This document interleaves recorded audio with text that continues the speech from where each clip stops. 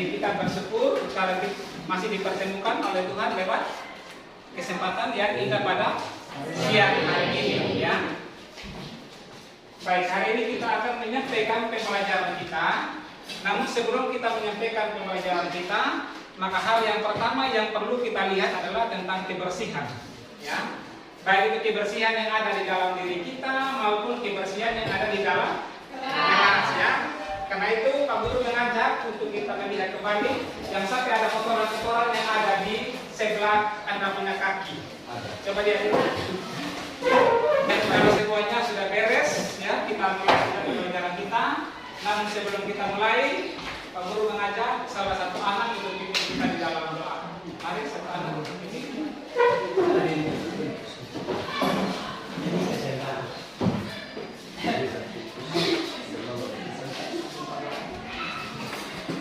Teman-teman, Pak Guru, sebelum kita mulai kegiatan belajar mengajar kita siang hari ini, mari kita menghadap Tuhan dalam doa. Mari kita berdoa. Bapa baik, Bapa yang Maha Kuasa, dalam nama Tuhan Yesus, haleluya, amin. Amin. Terima kasih. Ya, baik kita absensi saja.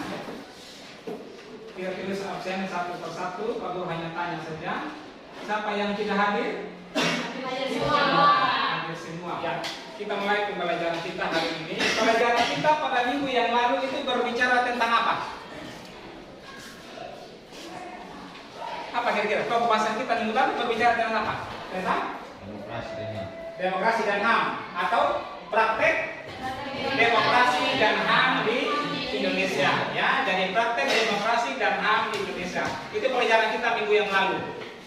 Siapa yang masih ingat isi materi pada minggu yang lalu dari praktek demokrasi dan HAM di Indonesia? Siapa yang masih ingat pelajaran kita minggu lalu? Indonesia sebagai negara demokrasi di mana HAM diakui seperti yang terdapat dalam Undang-Undang Dasar 1945 dan Pancasila, khususnya sila kedua yaitu kemanusiaan yang adil dan beradab, dan sila kelima keadilan sosial bagi seluruh rakyat Indonesia. Ya, itu berbicara tentang demokrasi, ya, demokrasi dengan HAM dari sudut pandang Undang-Undang Dasar 1945 dan juga di dalamnya ada tercantum Pancasila. Pancasila tadi itu sila yang keberapa yang dikatakan di situ? Sila kedua. Sila kedua. Apa itu sila kedua?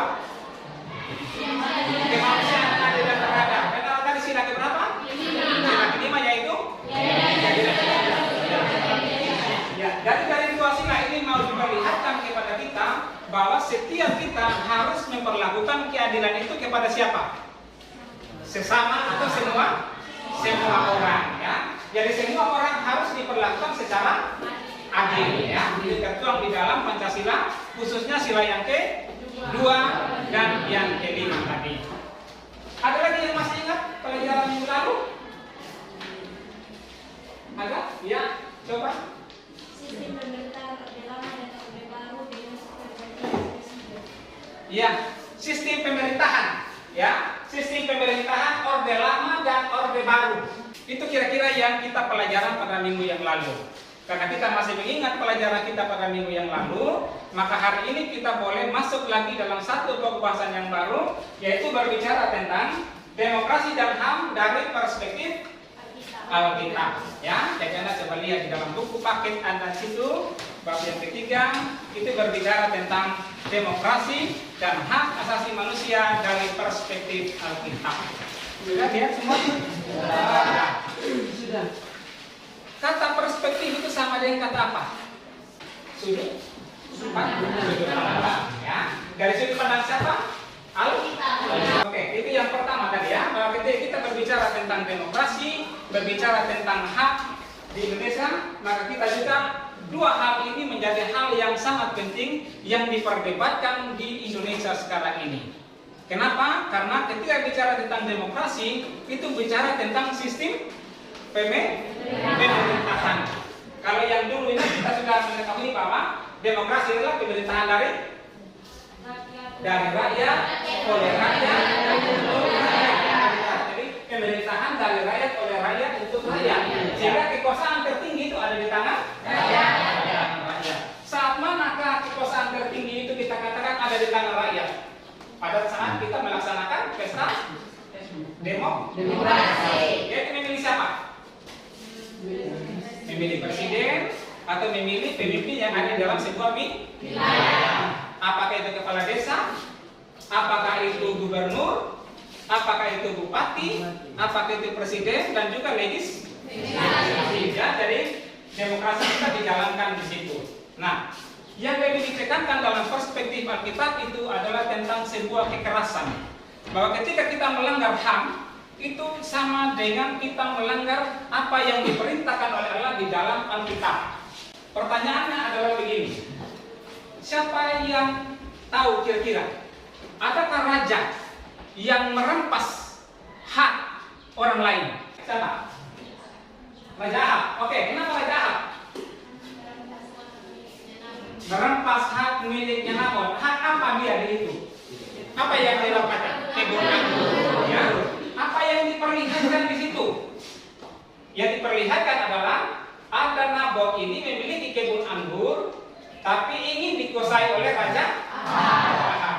Ya, itu orang yang pertama, Ausang Sui. Yang kedua adalah Rahel Kori. Ya, sama juga Rahel Kori juga ini dia dari mana? Palestina. Ya, betul. Dia dari Palestina. Sama juga, ya. Dia juga memperjuangkan hak itu. Jadi ketika orang memperlakukan tidak adil terhadap sesamanya, dia membela.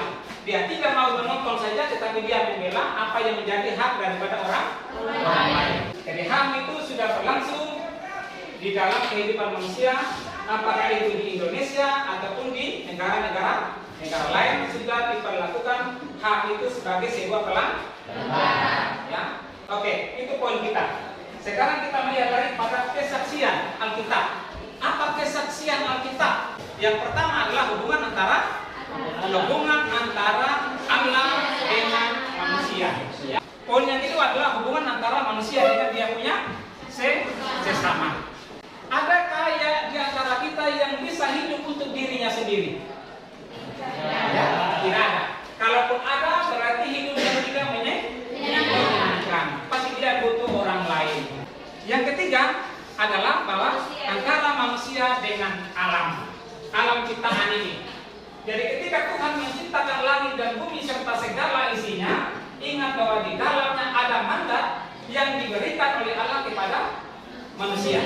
Apa mandat itu?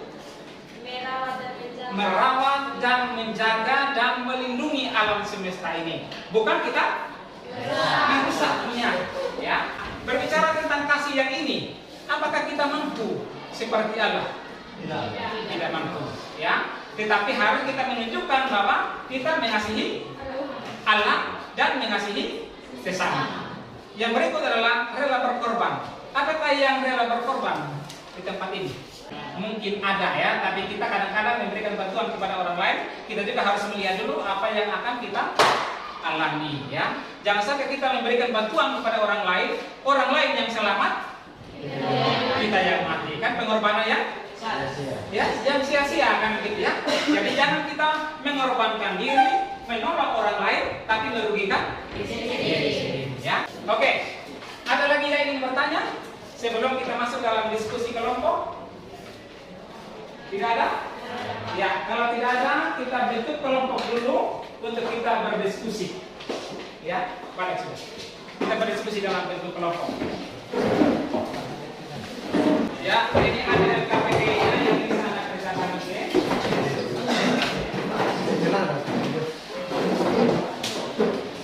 Nah, ada 4 soal yang ada di situ. Anda berdiskusi dan menjawab 4 soal itu. Setelah itu nanti baru kita presentasi. Nanti ada yang bertanya pada kelompok yang akan mempresentasikan itu.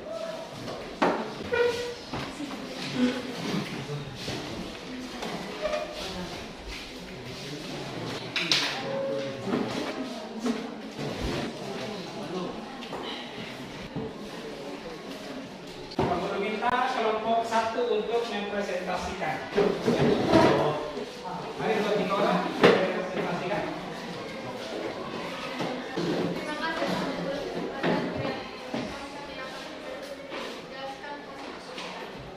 Dalam kitab 1 Raja-Raja 21 ayat 26 mengisahkan tentang Ahab dan Isabel, di mana Ahab adalah seorang raja yang menikahi perempuan yang menyembah berhala dan